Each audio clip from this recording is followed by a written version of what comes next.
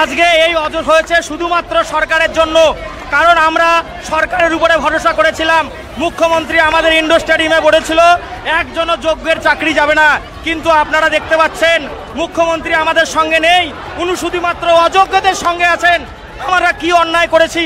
আমরা যোগ্যভাবে পরীক্ষা দিয়ে চাকরি পেয়েছি। আজকে যারা টাকার বিনিময়ে চাকরি পেল তারা বিভিন্ন দপ্তরে চাকরি পাবে, অথচ আমরা পরীক্ষা দিয়ে যদি পাস না করি তাহলে আমরা কি করব?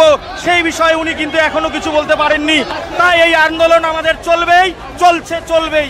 এখানে সংবিধান লঙ্ঘন করা হচ্ছে। কোথায় সেই বিচার ব্যবস্থা যারা আমাদের এখানে বিচার দেবে? আমরা তো কোনো দোষ করিনি, আমাদের বিরুদ্ধে কোনো দুর্নীতির অভিযোগ নেই, তাও কেন আমাদের মেধার, আমাদের যোগ্যতার এরকম চরম অপমান করা হচ্ছে?